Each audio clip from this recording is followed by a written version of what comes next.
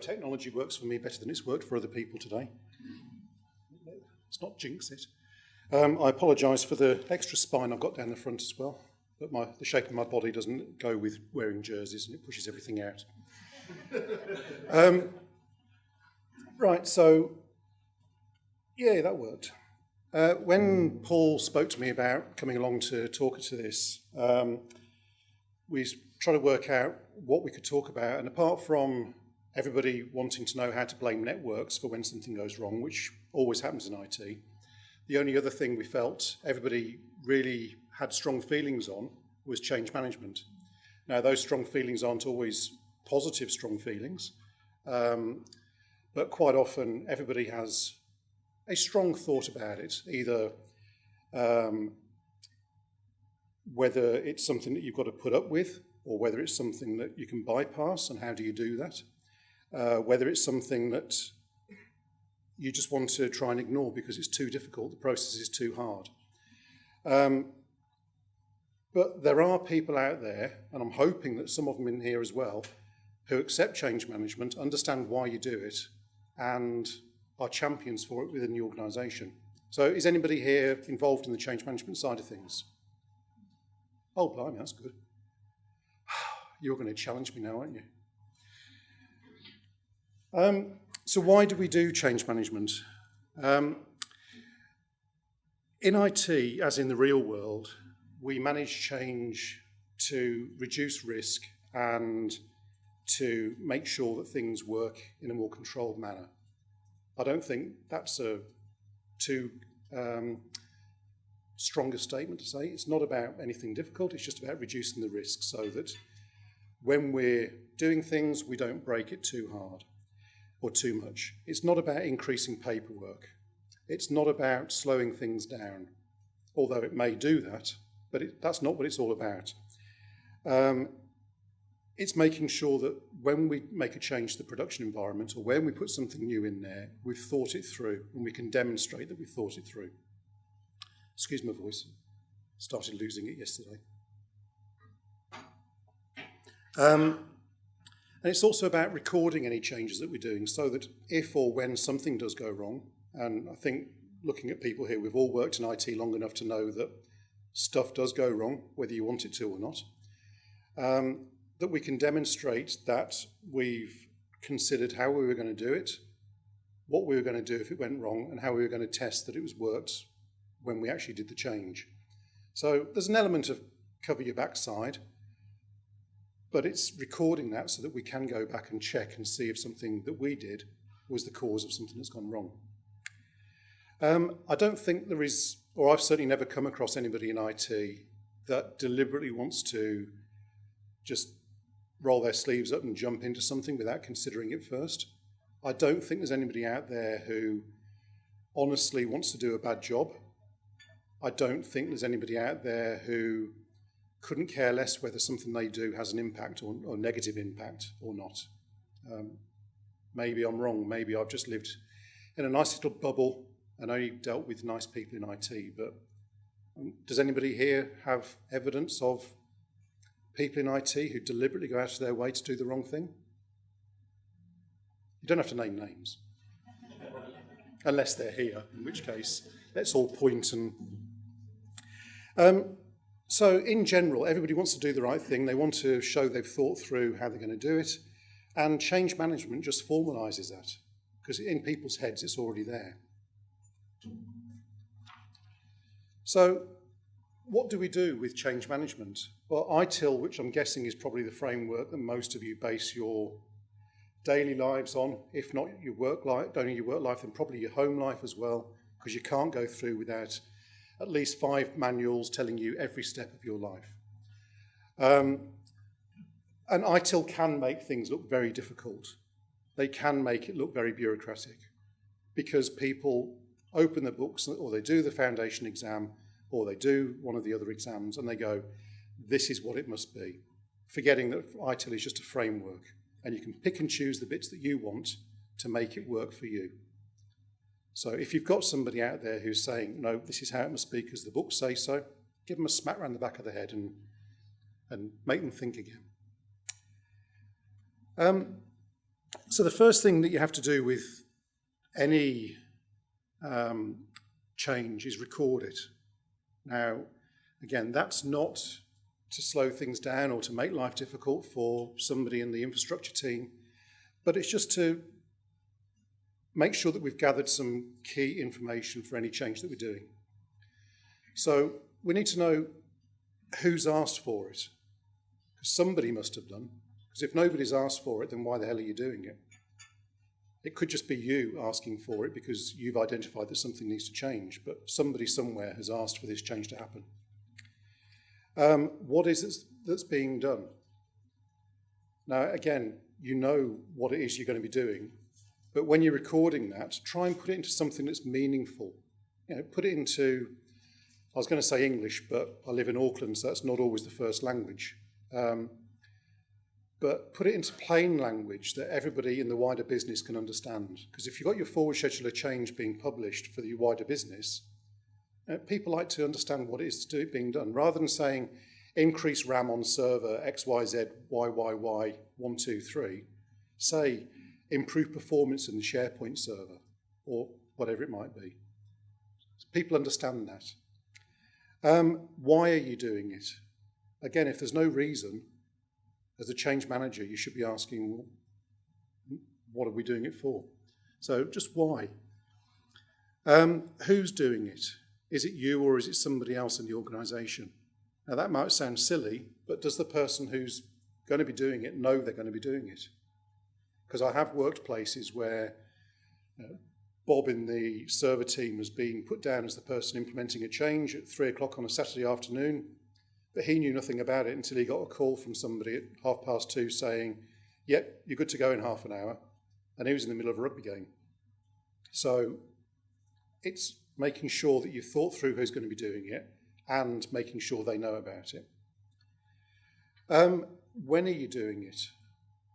Another daft question to ask, but I've seen a lot of places where people say, oh yeah, I'll do that, but not actually considering when they're going to do it, whether the wider business is happy with it being done then, or even saying I'm going to do it at 3 o'clock on Saturday, but then not doing it until 5 o'clock on Sunday because they were busy. And that doesn't help anybody either, because your wider business relies on you telling them when something may not be available. So you've got to get that right, and that has to be set in stone, really. There's a lot of places where techies seem to think that they can just pick and choose when they do a change, and that's not really useful to anybody. And it makes your lives harder if you're involved in the change process. In line with that, is there going to be any downtime? Because if there's no downtime, then the wider business probably couldn't care less that you're doing something. But if there is going to be downtime, you need to record that. So change could be a day long if there's several things that need doing, but there may only be a half-hour outage on a particular service. And that's what your customers or your wider business care about. So it's recording that. Communication.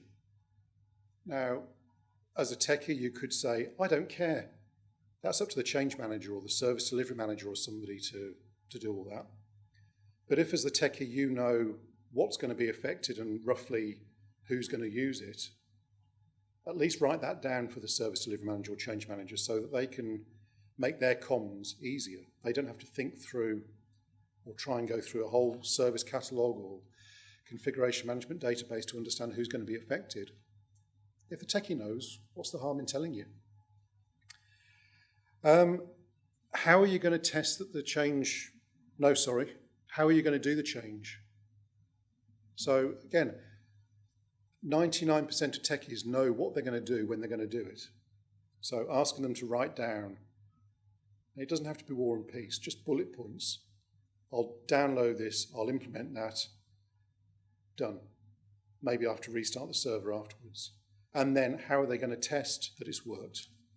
They'll know that as well, because pretty much every techie I've met knows that if they're going to do something, they know how they're going to test that it's worked, because they don't want to get a smack around the back of the head or woken up in the middle of the night if something hasn't worked. But if it hasn't worked, get them to record how they're going to back it out again as well, because they will know that. Every techie I've met knows how they're going to do something, how they're going to make sure it's worked, and if it hasn't worked, how they're going to put it back to a working state so that they can then go home and get drunk. And then just understanding what the risk is of doing it, but also of not doing it. Because sometimes the risk of doing something may be minimal, but the risk of not doing it could be quite high. And that's useful for the change management people to understand. If they're considering saying, no, we don't want this to go ahead, but they can see that the risk of not doing it is greater than something else, then that's worth noting. And then the impact, which everybody always writes low, because they know the impact is low. So you might have to work with them on that if you're involved in change management, just to get them to understand what the impact really is. But it's always low, and the risk is low as well. So it's not difficult to record a change. There's, 8 or 9 different things, most of which people already know because they've got it in their heads, and all you're asking them to do is to just write it down, which maybe takes them 10 minutes longer than normal. But it's not a huge overhead. Reviewing the change. This is a really difficult step. If you're a techie looking to do a change, 9 times out of 10, you're going to sit down with somebody who works with you to say, does this look right? Have I missed anything? Or you just talk it through over a coffee. So by getting the review done formally, you're just proving to other people that you've already done that anyway. So just passing the change on or giving the task to them or whatever it might be to say, can you just check I've not missed anything out? That's it. There's no harm in asking for somebody else to look at your work. There's no shame in them going, you've forgotten something. And say, 9 times out of 10, people are doing that anyway. And if there isn't a techie peer review that needs to happen, just getting the change coordinator to give it the once-over to say, have I missed anything out? So that it's not going to get rejected or thrown back at you later on in the process. Because if you can get other people to have a look through it before you pass it on to the next stage, you're going to save time for you, everybody else, and you're not going to look stupid. So just getting a review done. Now, assess and evaluate, again, a really difficult one. This is where it may be part of the last process, the review, but all you're asking to happen here is the change coordinator or change manager or whoever's doing that step to give it the once-over and make sure that it's all okay. You're asking them to make sure that, well, you're not formally asking them, but they will be making sure that it's not going to have an impact on any other changes that maybe have been raised. So is it going to happen at the same time with the same person on the same server or the same area of the network or the same application? Because you don't want to be doing that, because how do you know which change caused the issue that happened on the Monday morning? Making sure that there's no dependency on people. If 2 or 3 changes have all got Bob doing the change at the same time, well, unless Bob's a superhero, he's not going to be able to do that. He might think he can because he can say, oh yeah, I'll just do them one after the other, but that's not doing them all at the same time. So it's just making sure there's no dependencies or clashes. And if there are any uncertainties, if you're the change coordinator or change manager, don't just reject it, because you'll lose friends quicker than anything. Go and have a chat with the person who's raised the change and say to them, we need to work on this, or can we change that, or whatever it might be. So just getting some more information or working with them, again, it breaks down a whole lot of barriers and it stops people hating you with a fire that burns within.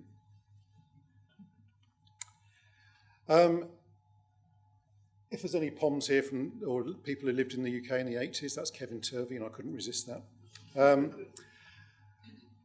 So authorise. Now this, assuming that everything's gone well so far and you've got through the peer review, you've had the assess and evaluate done and everybody's hunky-dory and tickety-boo with it, this should be a foregone conclusion. It's just a rubber stamp from here on. But whatever you do here, it's got to fit your organisation.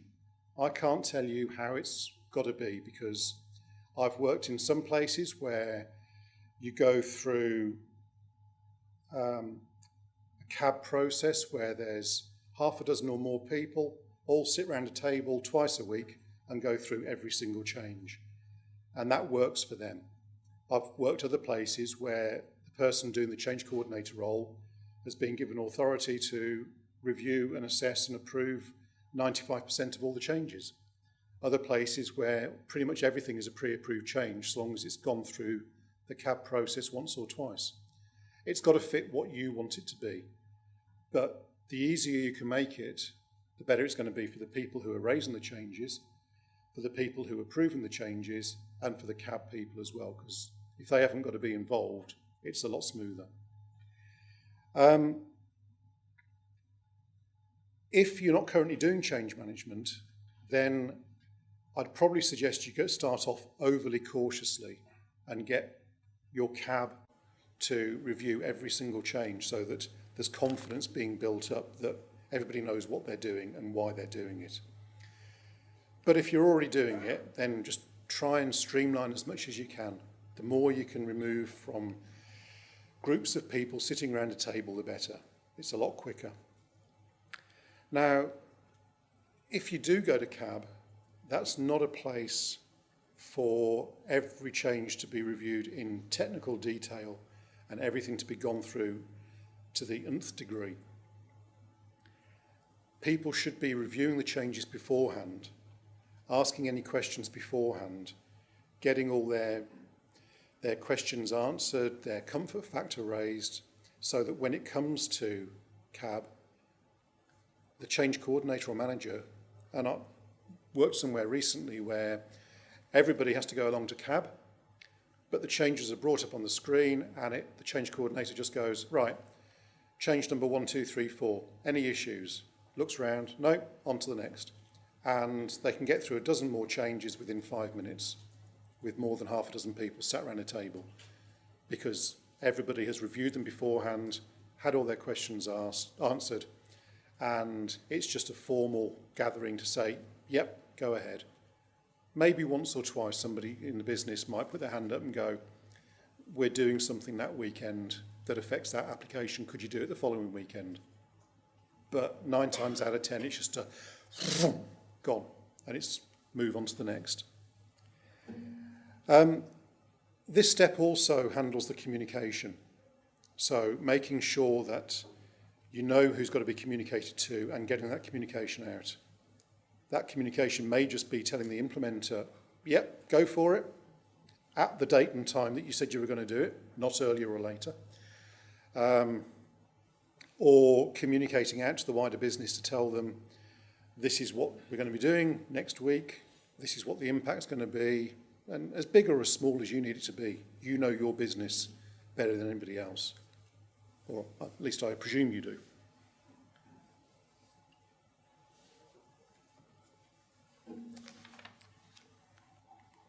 And then we get to the sexy stuff, the implement.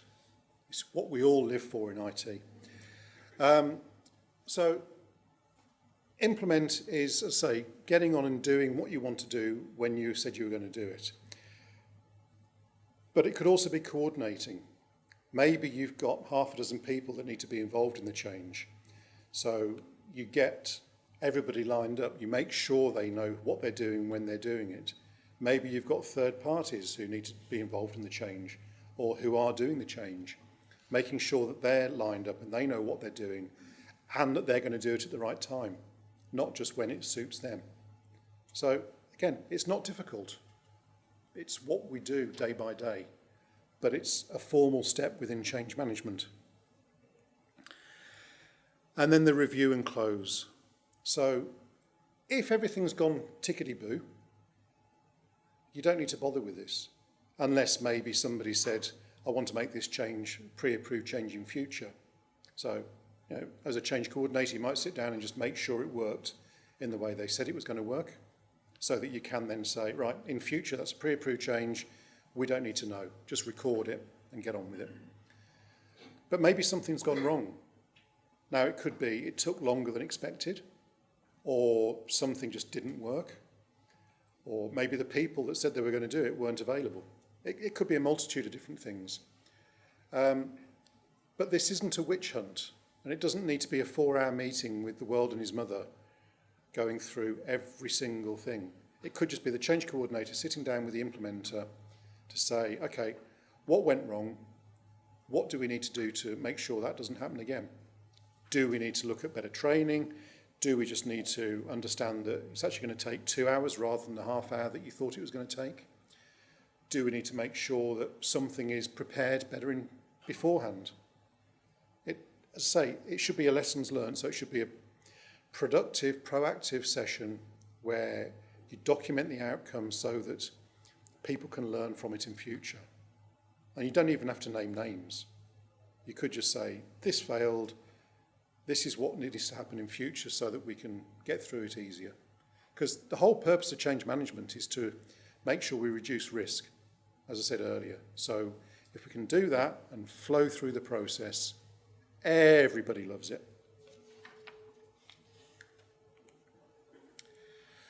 So how do we go about doing pragmatic change management, not using the iTool books? Well, quite easily, because as I said, iTool is just a framework, so you just pick and choose the bits that you want to use. That's it really. I'm sorry, I'm probably standing in your way. But it's just, what are we handling, communicating, having procedures, training and coaching people, working out who your cab's going to be, and then making sure you've got the right reviewer. So, what changes do you want to handle? Well, where do I start? If you're not already doing this, you might want to say, well, we only want changes for this system to go through change management, or we only want infrastructure changes to go through change management. It doesn't need to be a huge behemoth of a process. Start off small, get people used to following the process, understanding why they're doing it and how they're doing it, and then you can start expanding it out to other things. But getting people on board by picking on the right things or the high visibility systems just makes it easier for people to get their head around why they're doing it. If you start off with something that people go, but I know what I'm doing, I do this day in, day out, already you've lost them. So get those easy wins on the board. If you're already doing it, say, review what you're already putting through change management and see if you can add anything else into there. I've worked in some organisations where everything in IT went through change management, but the facilities team would quite often shut down parts of the building or work on areas of the building and take the roof out so that nobody could work in there, or shut the air conditioning down over weekends, including in the comms room, or dig up the drive where the fibre was running down. So getting them to go through change management as well, if you can manage that, then put that on your CV, because that's a great, and then leave. But that's a great skill, and you'll earn shed loads of money. But getting people like that outside of IT to adopt change management and understand where the value is to them as well, that's a huge benefit to the whole organisation, and that makes IT look good in the eyes of the wider organisation rather than just the people in the dungeon who affect their lives. And again, if you can, try and get as much of it pre-approved as possible so that you don't have to go through a long process every single time you want to do a change. Communicate. So tell people what you're doing and why you're doing it. Now, that's not just in the wider business, but also within IT. You'll have some people who've worked in the same organisation for 15 years, never had to do anything different. They know what they're doing, don't like change, don't like doing anything different, never had to do it, it's always worked. So communicating to them why you need to do something. You've obviously got people like that in your organisation, haven't you? Explaining to them why you're doing it and how it's reducing risk. How, if they're really against it, use the cover your ass excuse. You writing down what you're going to do and how you're going to do it is just proving that you've thought it through, so if something does go wrong, nobody can blame you. A lot of people like that one and they'll use it. But keep the communication going. The more you can tell people and the more you can give people the opportunity to feed back to you about what they don't like or what they do like or what they want to change, the sooner they're going to come on board, especially if you can demonstrate you're listening to them, not just saying thank you very much, writing it down and ignoring them. But using that feedback, both constructive and negative, can help you win people over. But you can't do that without constant communication. It's organisational change management rather than just IT change management. Then you've got your process and procedures.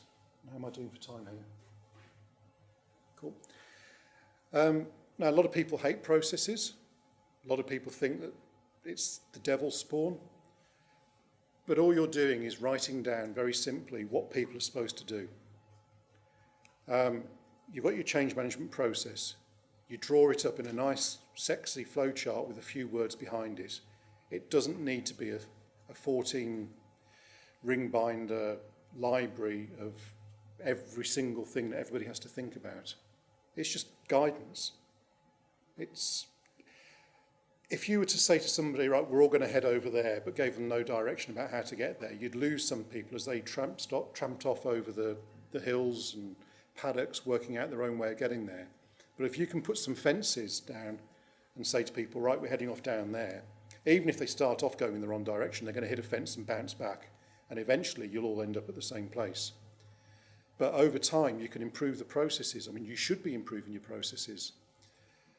Shane there is having to review his every 3 months to make sure that if they've changed the way they're working, they just reflect that in the process. It's not to say that the process has to tell them how to work, but it's if you change your way of working, change the process to reflect that, so that when those lovely auditors come along, you can say, yep, that's what we do and how we do it. And that's the same as bringing the fences closer together so that everybody does walk in the same direction and very roughly at the same speed. So it's not difficult, it's very easy, and I'm a consultant and I make money out of this. Training and coaching. So your training is telling people how they're going to do it on day one. Sitting them down, walking them through Service Desk Plus, assuming that we're going to be using that. And we're not using BMC Remedy. But giving them that training, workshops, showing them what they've got to do, giving them the opportunity to ask questions and sit there looking completely blank because they've never had to do it before. Yeah, that's what we do. But then the coaching is the ongoing stuff, helping them to understand how they can drive improvements, how they can feed back, how they can come up with better ways of doing things, how they can work with you as the change owner to make things better. Coaching is just ongoing, working with people. But if you stop at training, people will just lose interest and they'll go off and try and find ways of bypassing it because they'll think it's never going to improve. And it should improve.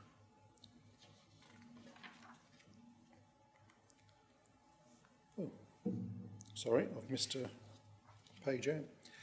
Right, your CAB, your Change Advisory Board. As I said before, these are not the people who approve changes. These are the people who provide feedback on changes and advise whether something is a good idea or not. It's the change manager who does the approvals, or the change coordinator. Your CAB may be made up of key people within IT and people of the wider business. Getting somebody from marketing or sales or production or whatever it is that you do to be involved in change management and have a seat on the CAB is a good idea. It gives them the opportunity to look at what's going on, and 9 times out of 10 they'll go, don't care. But if something does come up that's going to impact them that you haven't thought about in IT, having them say, are we sure that's a good idea? Or can we not do it that weekend or something? Or actually, we need to communicate this out to these people as well because they're going to be coming on board soon and this is going to have an impact on them in 3 weeks' time. So getting people from the wider business involved doesn't hurt in the slightest. In fact, it starts making friends of them.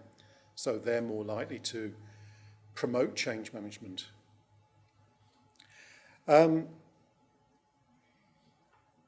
It's that opportunity for the final sanity check before the decision is made. So having people just sit there and nod glumly may seem like a waste of their time and your time, but it's not. They've had that opportunity to give you any feedback that you might need. Now, this is a personal point of view, but try not to have everybody sitting around the same table, because everybody comes in, they come in at dribs and drabs, nobody ever turns up on time. They'll sit around, they'll catch up with friends, they'll have a chat, then somebody will go out because somebody else hasn't come in, and they'll go off and make a cup of tea, so then everybody's waiting for them to come back. If you've got to have everybody giving verbal approval, do it over the phone. Just set up a conference call. That can be a hell of a lot quicker because people find them painful. So they just want to get in there, get it done, and get out again. Stop me if I'm sounding too cynical. But if you can, if you've got a service management tool, and I'm guessing everybody here does, then try and use that to speed up the approval process or the review process or the advisory board process. Have it so that your CAB members get notified when a change has come through, so they can just look at the email and either say, yep, I'm happy with that, or no, I've got concerns. You can speed through, so if you do still have a formal CAB, you've already got everybody's approvals or comments, and then you can just have that formal, yep, these have all been approved, thank you very much, go about your business. So the more you can use technology, the better. But if you can't use the technology for some reason, then get away from the face-to-faces, because people will make it drag out.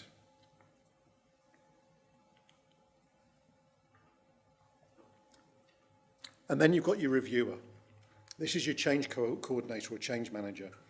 To me, this person is critical to change management. Without a good change manager or coordinator, the whole thing's going to fail. They are the champion for it. They'll work with the people who are raising changes to get it sorted out so that it can just flow through. They shouldn't be rejecting things, they should be working with people. They will be the gatekeeper between you as the requester and the CAB. They'll be the ones providing all the feedback. They'll be helping with the communication.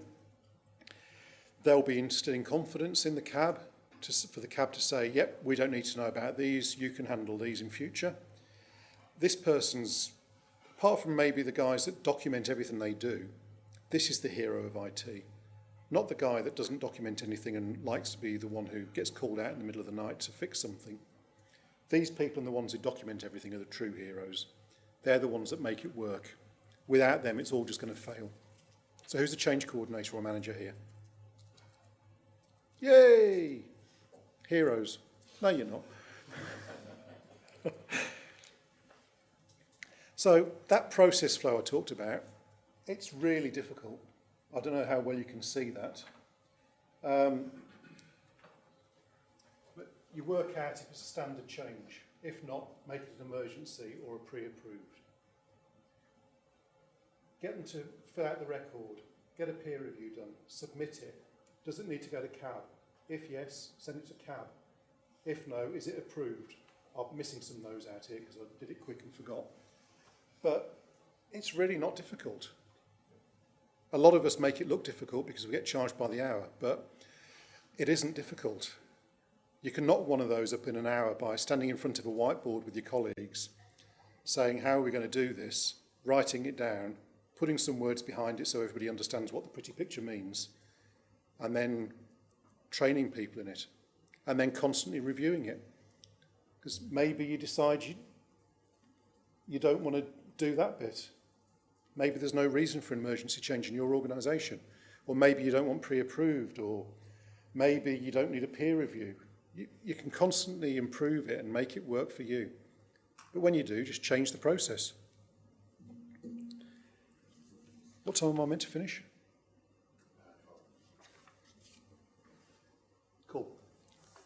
just get to the point where I have no time for questions. So why do we find it so difficult to do it? Well, it shouldn't be difficult because you can do all this, and sorry ManageEngine, but you can do all this on post-it notes or a whiteboard or a big pad. You don't need a sexy tool to do it. And you certainly don't need a multi-million-dollar tool that's going to take months to implement. This is where I come back to you now. It takes months to implement and you need a whole team of consultants from a $1,000, $1,500 a day company. It's just people seem to be averse to change management. But if you communicate to them and explain what it is you're doing, you're just trying to mitigate risk.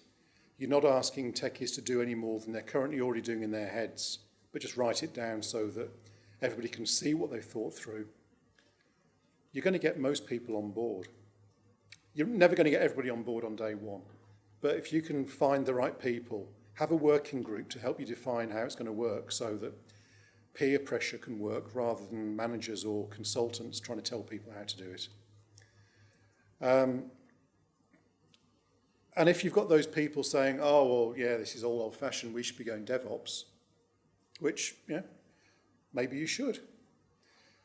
But within DevOps, the second way is all about knowing what you're doing and making sure that your peers have reviewed what you're doing.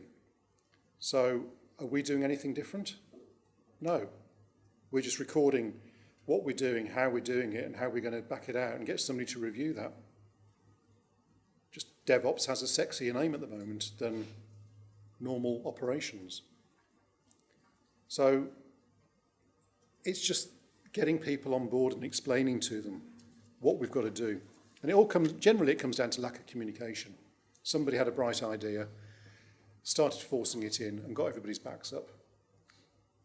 That's generally why these things fail. Making it work, well, it's all about bribery. Have a big box of chocolate fish under your desk and give them out every time somebody does something wrong. Right. And I'm not being facetious there. I will, when going through organisational change, I will quite often buy bags of chocolate fish and give them out to people. Because even the most cynical, worn round the edges DBA who doesn't like talking to people will do anything for another chocolate fish. And it's also about getting the rest of the team to work with you. So Rob England, who's talking tomorrow, the IT skeptic, he came up with a wonderful framework called Tipu that I think I was the only one who ever wanted to adopt because it just seemed to fall into a hole. But it's great common sense framework. It uses ITIL and COBIT as its core. But fundamentally, it says you don't have to get it right on day one. 80% is good enough.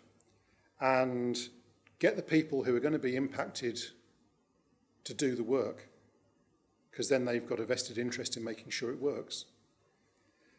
And that's just common sense. So if you're going to implement change management, find some key people within the different teams in your IT department, which maybe you've got half a dozen different teams, or maybe it's just one team. But find key people that can work with you to understand what do we want to do, what needs to be included, how's it going to work. They'll be the champions for it. They'll then make sure that other people follow it because it's their baby, not somebody else's baby. And they'll be the ones that help drive improvements in it. So it's not rocket surgery. So that's it. Understand what needs to be covered, record the essential information, work out what pre-approved changes you can have, or make sure you've got delegated authority for the change manager. Try and automate the approvals as much as you can. Keep it simple and keep improving it. Because if you stop improving it, or stop reviewing it anyway, it'll stagnate. So you don't have to keep changing it, but make sure you keep reviewing it and people know that you're reviewing it. And I think that's it. So are there any questions before I get thrown off? They'll need some long-range target practice. There must be some questions down the back of the room. No? It's not a question, it's something that you'd have to be a strong person in the change market. Yes. Yeah, I would. Yes, I think that's definitely true. I was talking to somebody about this yesterday because they'd never been involved in change management before. Now they were involved in the approval of changes, and they were loving the fact that they were challenging people to make sure things are being done properly. You can't be the kind of person who just rolls over at any challenge. You've got to be able to fight your corner and know that what you're saying makes sense. So that's a very valid point.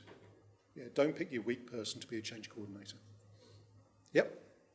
I was expecting you to come up and say that you're using ManageEngine change management to solve these problems, but you didn't really cover that. What do you use for your change management? I guess it is ManageEngine. So I'm an independent consultant, so I've bit of sales pitch now.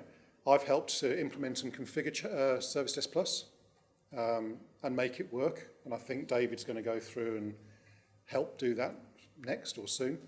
But I've also used, and I won't name them because it's unfair here, other tools.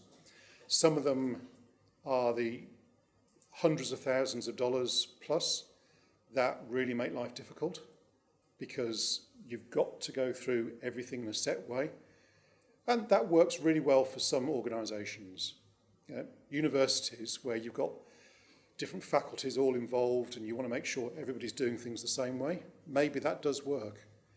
But for many organisations, it's not quite right. But you can do it with anything. It's just got to be, it's got to be the right size for your organisation more than anything. So work out how you want to do it. And then try and make the tool fit your process. You're never going to get 100% fit. There's going to have to be a bit of give and take between how you want it to work and how the tool will work. So you might have to change your process a bit to fit in with how the tool does things. But you should also be able to say, no, I don't want the tool to do that. It's got to work this way. And if the tool won't work your way completely, maybe it's not the right tool for you. So yes, of course, ManageEngine Service Desk Plus is the best tool for everything. We all know that. But we're never going to say it. Yeah. At least until I've left here tomorrow afternoon. When I go back to working with somebody else's tool. But it shouldn't really make any difference what you're using. Please don't listen to ManageEngine. But you could do it with post-it notes and a big wall where you just write down what you're doing, you stick it on the wall, and you have it like a Kanban board. You could do it that way. Just move them between raised, reviewed, authorised, implemented. But most decent tools work in that way anyway. It just makes it look sexier. Yep.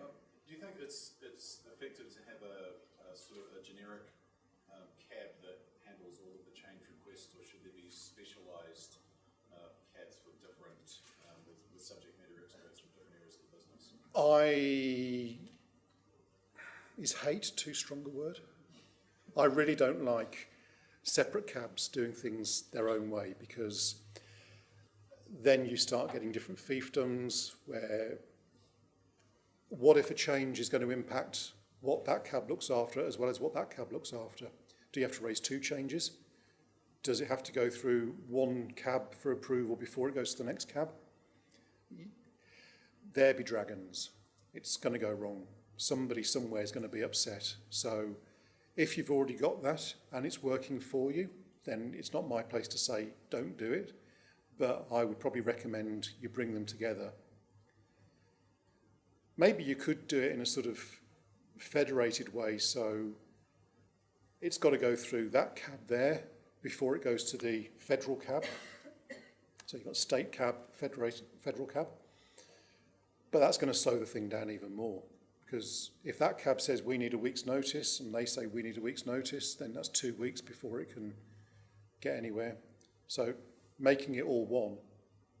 Now, if you use the tool, you could say it's got to go through these people to get approval before it goes to those people for approval, and that's just a workflow. But yeah, I don't like different teams having authority over different areas. I'm experiencing that with a customer at the moment. And it's not an easy one to change, but I'm sowing the seeds. So they can come up with it as their idea and they'll all think it's wonderful. And I won't get any objection then. I can just go, that's a good idea. Anybody else? No? Cool. Thank you.